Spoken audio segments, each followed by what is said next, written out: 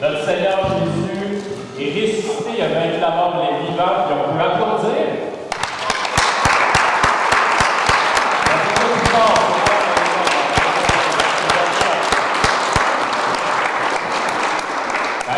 Aujourd'hui, c'est une journée de réjouissance. Puis ça fait vraiment plaisir de vous voir parce qu'un autre sujet de réjouissance, c'est que non seulement un Pâques normal, on se réjouirait de ce qui a été accompli à la fois pour nous il y a 2000 ans, mais aujourd'hui en plus, pour les premières fois depuis plusieurs mois, on peut juste regarder autour et au lieu de voir des faces dans des petits écrans ou d'autres choses comme ça, on peut regarder autour et d'un coup d'œil voir l'Église rassemblée ici ce matin. Donc, gloire à Dieu.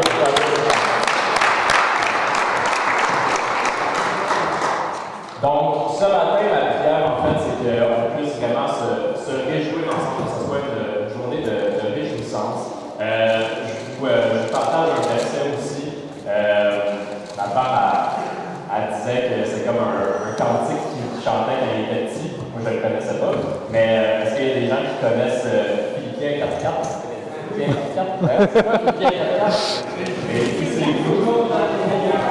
Réjouissez-vous toujours dans le Seigneur. Je le répète, réjouissez-vous. Donc, la prière, ce matin, on va prier bientôt. Puis après, je vais inviter David qui va faire le message pour ce matin. La prière, c'est qu'on peut se réjouir aujourd'hui. Je pense que ça va être facile de se réjouir aujourd'hui, qu'on peut se réjouir demain, qu'on peut se réjouir dans une semaine, dans un mois, dans un an, pour le restant de notre vie, parce que ce qui a été accompli à la croix, il y a rien qui peut le changer, il y a rien qui peut l'enlever. Jésus est mort, on a vaincu le péché, et on a la résurrection aussi en nous. Donc, on va prier ensemble. Seigneur Jésus, que ton nom soit glorifié, ton nom est au-dessus de tous les noms. On est rassemblés aujourd'hui, on te remercie pour la grâce que tu nous fais, pour la bénédiction qu'on puisse être rassemblés ensemble en Église. On est tes serviteurs, on veut te servir, on veut te rendre gloire en cette journée de Pâques. Je prie aussi pour tout le reste du corps d'Ecclésia qui est à la maison en ce moment parce que c'est l'Esprit qui nous unit. Ça fait du bien de se rassembler aussi en personne, mais on sait qu'il y a d'autres personnes qui sont à la maison aussi, qui ont fait partie du même corps avec nous. Je te prie pour mes frères et sœurs qui sont à la maison, qui puissent avoir une très belle Pâques, que tu puisses te révéler à eux de façon spéciale ce matin, qu'ils puissent se sentir très proches de toi. Seigneur, on prie pour que tu puisses nous donner la joie, la réjouissance dans peu importe les circonstances. Et pour aujourd'hui, puis pour demain, puis pour les prochaines journées, les prochains mois, et le restant de vie. Merci Seigneur. On t'en prie. Amen.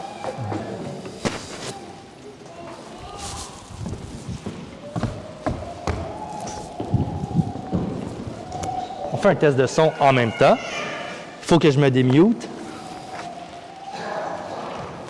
1, 2. Je vais enlever le masque. Ah, ça marche, c'est bon. Cool. Merci Rick. Je vais enlever ça au complet dans le fond. Et bye-bye de masque. Comme ça. Bon! Comme ça. Ça va bien tout le monde? Quelle bénédiction, hein? Quelle bénédiction! Mais ça, c'est Dieu qui voulait se faire célébrer ce matin, puis qui a permis, dans un contexte comme ça, qui n'est pas indépendant de la volonté parfaite de Dieu, c'est pas indépendant. On est cerné toujours par la volonté de Dieu. Et aujourd'hui, il a permis que pour la Pâque, il sait que son peuple, c'est la fête la plus importante pour les chrétiens. Notre identité, notre espérance est attachée clairement à ce qui s'est passé à Pâques. Et Dieu a voulu qu'on se rencontre ce matin au Québec dans un temps où c'était peu probable en réalité, en voyant les décisions que le gouvernement prenait. Très, très peu probable que nous soyons ici ce matin. C'est la providence de Dieu, puis on est reconnaissant de ça. Pâques, c'est une tristesse infinie pour tous ceux qui connaissaient Jésus, tel qu'il est vraiment, le Fils de Dieu, qui était mort sur la croix. Pâques, c'est une joie infinie, parce que le Fils de Dieu n'est pas resté dans la mort. Il est ressuscité. Et vous savez quoi, je suis content qu'on soit réunis aussi pour une chose, parce que ça a vraiment failli être un take-out. Ça a vraiment failli être un Pâques take-out, pour emporter. C'était même le message que j'avais écrit, Pâques pour emporter, dans le sens qu'on voulait faire préenregistrer, on voulait tout faire un événement en ligne pour qu'on puisse célébrer Pâques chacun dans notre salon. Mais vous savez quoi, ça n'aurait pas été pareil que si on avait été unis ici. Ça n'aurait pas été pareil, parce qu'il y a des choses comme ça qui se prennent pas bien pour emporter. Et on nous fait croire de ce temps-ci que c'est révolutionnaire là, pour emporter, même la cabane à sucre. La cabane à sucre pour emporter. On nous fait croire que, hey, il n'y a pas de cabane à sucre cette année, mais wouhou! On peut acheter de la bouffe de cabane à sucre puis l'amener chez nous. Wow! Manger des œufs brouillés dans le sirop d'érable à 50$ pour emporter. Tu sais? Quand on sait très bien que quand on paye pour la cabane à sucre, c'est pas pour nécessairement, ça dépend, là, je respecte si tu aimes vraiment ça, mais c'est surtout pour l'expérience qu'on va avoir là-bas. C'est l'expérience qu'on veut. Et même si on se met une chemise carottée dans notre salon, puis on met une petite nappe à carreaux, puis qu'on mange des œufs brouillés dans le sirop d'érable, on sait bien que c'est limité dans l'expérience qu'on recherche. Fait que pour emporter, il y a des choses comme ça qui se prennent pas bien pour emporter. Je pense de ce temps-ci, je pensais aux Canadiens de Montréal aussi. Imaginez de vivre un match devant 20 000 sièges vides. Puis là, le coach qui dit « C'est pas grave, les gars! Vos fans sont à la maison avec des TV à 5 000 $, puis ils vous regardent! » L'expérience est quand même limitée. Merci pour le 4K, merci pour le HD, mais ça ne remplacera jamais l'expérience d'être assis au stade avec l'odeur, le froid, au stade, au Centre Bell, avec l'odeur, le froid, l'expérience, les fans, les hot dogs à 10$. Tout ça, on est prêt à y aller pour l'expérience. On veut une expérience complète. Il y a des choses comme ça qu'on a bien beau avoir un système de cinéma maison chez nous, on écoute la game, c'est jamais comme être sur place. Maintenant, toutes nos expériences plus importantes d'amitié, de famille, nos repas entre amis, dans un contexte comme ça, on est limité. Ça limite notre expérience. Les restaurants, la cabane à sucre, les voyages. Je voyais à la TV qui font des faux voyages. Fait que là, tu t'assis, tu payes, puis là, tu fais un voyage. Ouais, là, tu vas peut-être me dire, t'es négatif. Tu sais, c'est mieux que rien. Exactement. C'est juste mieux que rien. Et on n'aspire pas à ça. On veut une expérience complète. Et pour Pâques, c'est la même chose. Et gloire à Dieu, parce que Pâques, il n'y a personne qui va pouvoir nous limiter dans l'expérience que Pâques apporte aux enfants de Dieu et à tous les êtres humains. Il n'y a personne qui va pouvoir nous enlever l'expérience complète de Pâques. Nos vies chrétiennes, nos temps de prière, nos groupes maison, nos repas de Pâques qu'on faisait ici avant. Oui, c'est le fun, comme je dis souvent, Zoom, c'est limité, on ne vit pas l'expérience.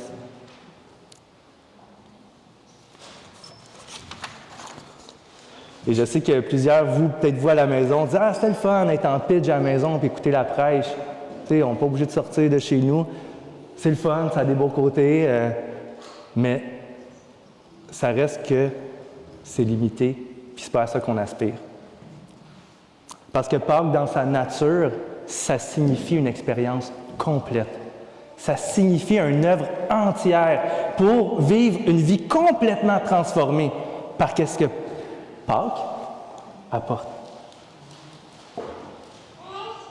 Et ce matin, on est combien? Je pense qu'on est environ 90, je ne sais pas combien qu'on est à la maison, qui écoutent présentement, mais on n'est pas un petit groupe du Luberlu là, qui cherche une espérance que Jésus est ressuscité. La réalité, c'est qu'il y a 2,4 milliards de chrétiens sur la terre, de différentes confessions, mais tous des gens qui croient, en quelque part, que Jésus est ressuscité. Ça vient avec l'espérance qui est attachée à la résurrection. Je vais juste tourner dans la Bible, ici dans 1 Corinthiens 15, 19, c'est écrit « Si c'est dans cette vie seulement que nous espérons en Christ, nous sommes les plus malheureux de tous les hommes. » Si c'est dans cette vie seulement que nous espérons en Jésus, nous sommes les plus malheureux de tous les hommes. Pâques nous amène à un endroit où tous ceux qui aiment Jésus et qui le connaissent, OK, peuvent vivre une expérience complète. Pâques, c'est comme une fête. Ayez l'image dans votre tête d'un mariage qu'il y a eu, OK? C'est ça qui m'est venu en tête cette semaine, OK? Quand on va à une cérémonie de mariage, on est tous assis comme ça, et il y a une cérémonie, les gens se marient, et après, les invités, ils partent. Ils s'en vont dans un autre lieu, et là, ils attendent les mariés. Ils attendent l'époux et l'épouse. Et là, on est tous assis dans un endroit ensemble, on est assis dans ce lieu-là, et on a l'expérience, on est dans l'attente, on est dans l'attente, dans l'assurance qu'ils vont arriver bientôt. Et quand ils arrivent, le party commence officiellement. Pâques, ça nous ramène à cet endroit-là. Pâques, ça nous ramène à l'endroit où nous sommes en attente de voir l'époux rentrer puis d'inaugurer notre vie éternelle en lui. Et je vais faire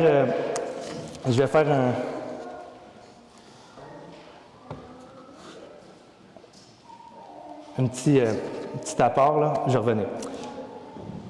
On est dans l'attente que notre âme, notre esprit, notre corps soient entièrement renouvelés. Pâques, c'est la résurrection. Jean 11, 24. « Je suis la résurrection et la vie. Celui qui croit en moi vivra même s'il est mort. » Et pour une fois, ce que je vais faire, c'est que ce que j'essaie de faire en prêchant souvent, c'est de jamais nous mettre au centre de la prédication. Parce que souvent, c'est un piège qu'on a quand on lit la Bible ou quand on essaie d'enseigner. Moi, ce que je fais dans la semaine, c'est que, exemple, je vais lire, et le piège, c'est toujours de penser, OK, comment ça parle de moi? Comment Jésus répond à mon besoin? Comment il peut m'aider dans ce que je fais? Et on essaye le plus possible quand on enseigne d'éviter ça et de mettre Dieu au centre du plan. Et maintenant, à la lumière de ce que Dieu est, on regarde qu'est-ce que ça révèle sur nous et qu'est-ce que ça change dans nos vies. Mais là, ce matin, je vais vous proposer quelque chose de différent, c'est qu'on veut se rendre au centre.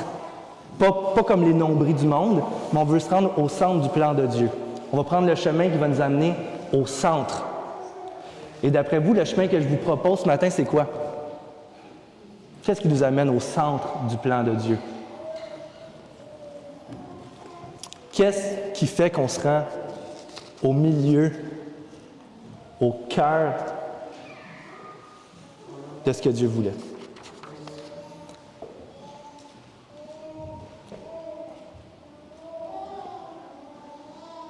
Ce chemin-là, c'est un chemin vers Jésus. C'est lui le centre du plan de Dieu. Et maintenant, il y a ce mystère-là qu'en allant à Jésus, on se rend aussi au cœur de ce que Dieu voulait. Notre identité est attachée à celle de Jésus maintenant dans l'Alliance. On a une espérance complète. Et dans la Bible, c'est ça que je veux vous montrer ce matin, Jésus est souvent présenté comme un endroit où aller, comme un lieu de rencontre. Hein? On sait que c'est à travers Jésus qu'on va rencontrer Dieu. Et souvent présenté comme un lieu. Et je ne suis pas sûr que c'est tant au sens imagé. On prend souvent les sens imagés, mais je pense que c'est plus un côté spirituel qu'on ne saisit pas pleinement. Comme quand je dis, exemple, ma femme, c'est ma sœur spirituelle. C'est pas imagé. C'est vraiment spirituellement ma sœur. Et Jésus est spirituellement aussi un lieu. On va tourner ensemble dans Jean 15, 4, que notre frère nous avait apporté dernièrement, Jean-François, comme message.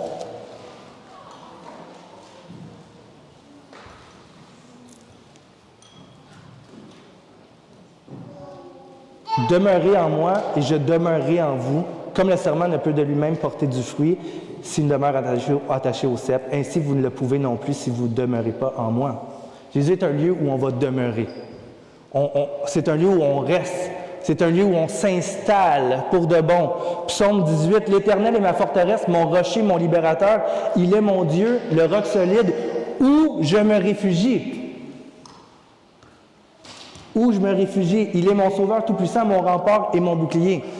Dieu, Jésus est un lieu qu'on peut aller se réfugier. En temps de crise, en temps d'angoisse, en temps de prise de conscience de notre monde, de prise de conscience sur qui nous sommes, Jésus devient un véritable endroit où aller se réfugier. C'est ça que le psaume dit. L'Éternel est le lieu où je me réfugie. Un autre proverbe 18:10 dit « Le nom de l'Éternel est une tour forte. Le juste va s'y réfugier. » C'est quand même intéressant.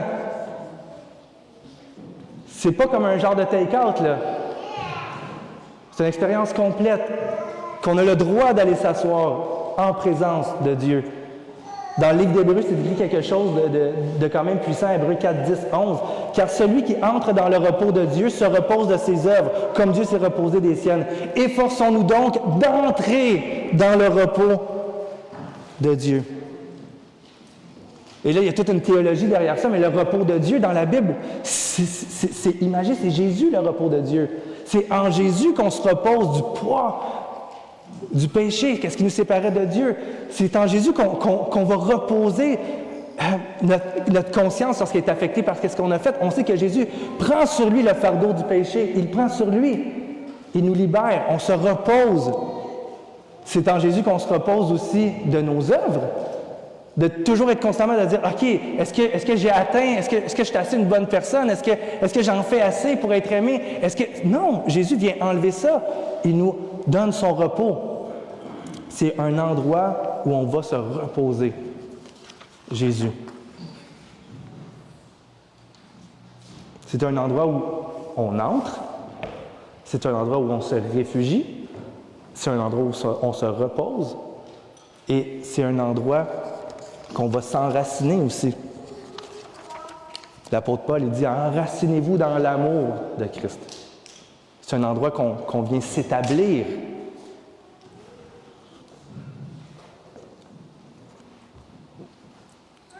L'œuvre de Jésus, ce n'est pas quelque chose qui est donné pour dépanner. Ce n'est pas quelque chose qui est donné pour en attendant, là, comme la cabane à sucre. Non, c'est une expérience complète qu'on a accès maintenant. C'est une expérience complète que personne ne peut nous empêcher d'entrer en communion avec le Dieu du ciel et de la terre.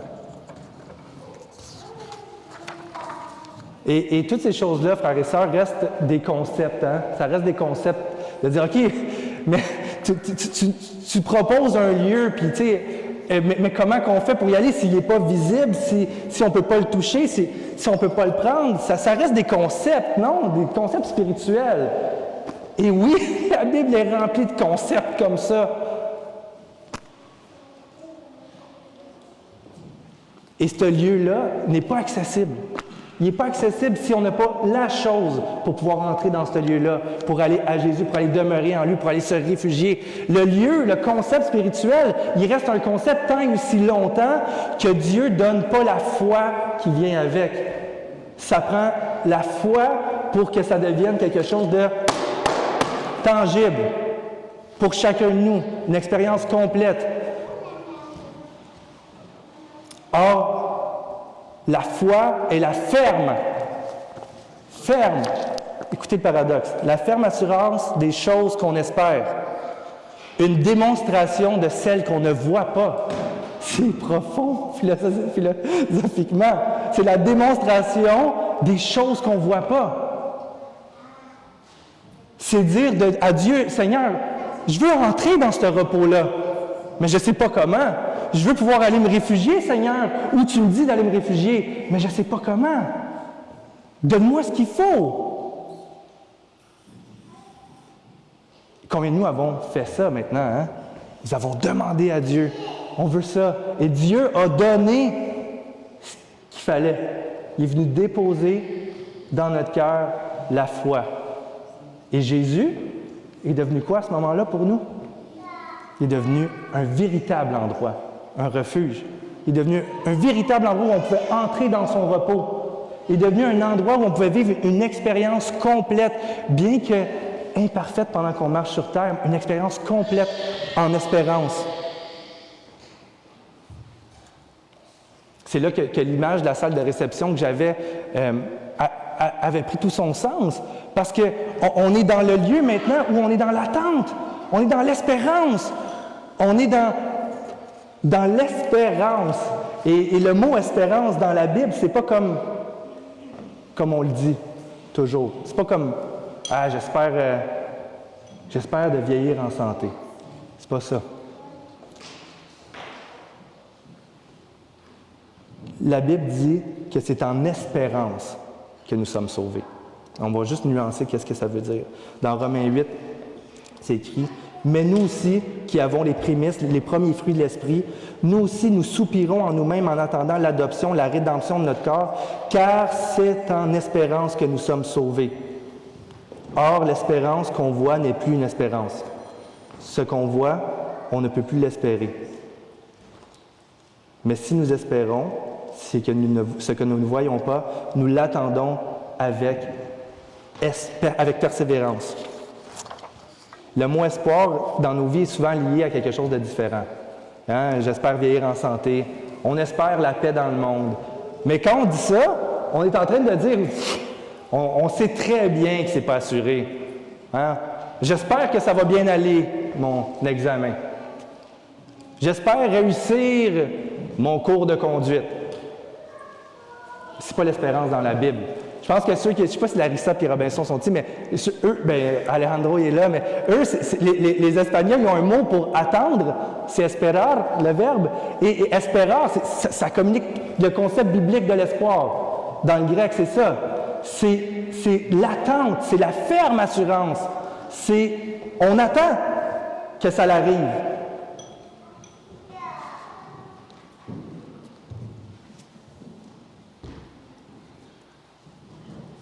La vraie espérance, ce n'est pas un désir, mais c'est une certitude dans la Bible. Celle que Jésus est venu porter nos fautes, qui a vécu une vie parfaite, l'Évangile, et qui nous a donné sa vie en rançon, qui est mort pour nous et qui est ressuscité. Il ne faut pas détacher l'œuvre de Jésus de notre identité. S'il y a quelque chose qui m'a marqué en méditant ça, c'est que notre finalité à nous, c'est la même que Jésus. Et ça, c'est assez spécial. Notre finalité à nous, c'est la même que Jésus. Dans l'alliance en Jésus, quand on reçoit le pardon des péchés, quand on dit « Seigneur, viens déposer dans moi, je veux aller à toi, viens déposer en moi cette foi-là que je veux, que la Bible parle de tangible. » Et on devient les vis-à-vis de Jésus. On devient les frères de Jésus. On devient comprenez-moi bien, les égaux en tant qu'homme. On devient le vis-à-vis. Et Dieu ne permet pas qu'on connaisse la destruction, comme son Fils n'a pas connu la mort éternelle, mais a connu la gloire. Béni soit Dieu, le Père de notre Seigneur Jésus-Christ. Conformément à sa grande bonté, il nous a fait naître de nouveau à travers sa résurrection, pour une espérance vivante, pour un héritage qui ne peut ni se détruire, ni se souiller, ni perdre son éclat. Notre héritage, c'est la ressemblance parfaite de Jésus, la gloire au ciel.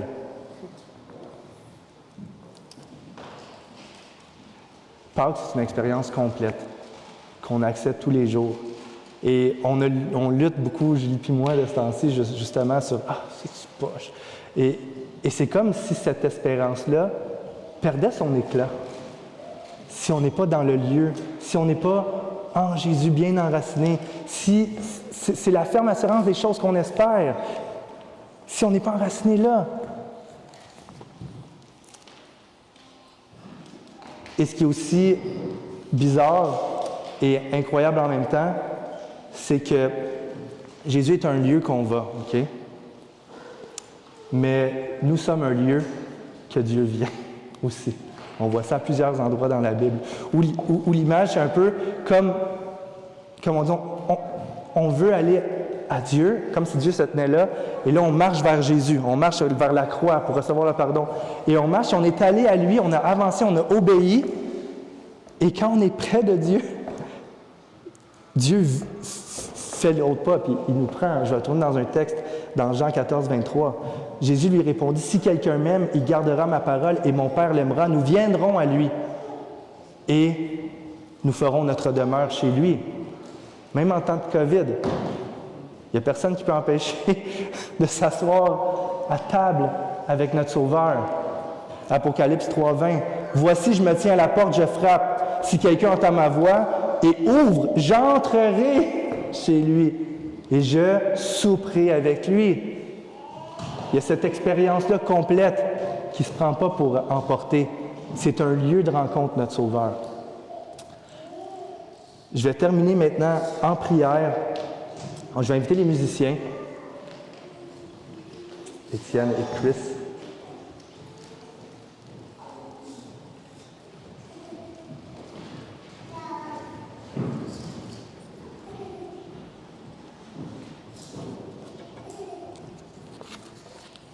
C'est quelque chose qui m'a quand même, je pense, qui nous a challengé durant la pandémie, là, de dire que, exemple, qu'on prend le repas du Seigneur séparé, ou des trucs comme ça, ou si on loue chacun de notre bar séparé, puis c'est comme un genre de take-out.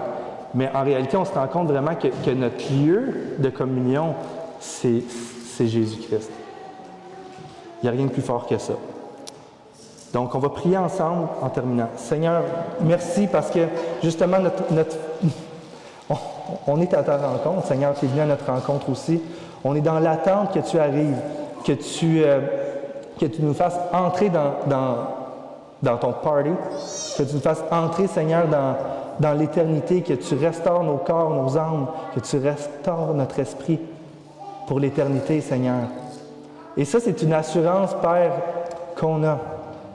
Et une assurance, une espérance, on est dans l'attente. On a hâte de voir ce jour-là arriver. Et on sait que ça va arriver, Seigneur. Entre-temps, Seigneur, garde-nous en toi, bien assis à ta table, Seigneur, bien enracinés dans ce que tu as fait, pour qu'on voit nos vies transformées chaque jour par l'expérience que tu nous proposes. Une clé en main, un salut, Seigneur, une œuvre complète que tu nous donnes. Et ce qu'on a besoin désespérément, nous, premièrement, comme Église, Seigneur, que je vais intercéder, c'est certainement que tu ouvres nos yeux et nos cœurs pour qu'on puisse connaître l'ampleur de l'espérance qui est attachée à toi. Et Seigneur, que ça déborde et que tous les gens qui sont ici ce matin, qui n'ont pas encore entré dans ton repos, qui n'ont pas encore entré dans la forteresse que tu es, Seigneur, qu'ils puissent saisir l'occasion ce matin pour recevoir le don de la foi et la vie éternelle. Recevoir l'expérience que tu proposes, Seigneur. Recevoir une nouvelle identité. Merci, Seigneur, pour ta résurrection. La pierre était roulée. Il n'y avait plus personne dans le tombeau. Tu étais ressuscité. Tu es vivant aujourd'hui. Et Seigneur, merci pour ça.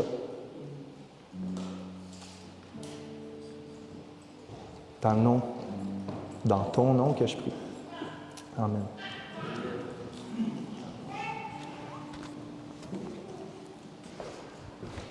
Bonjour tout le monde. Est-ce que vous m'entendez bien? Oui.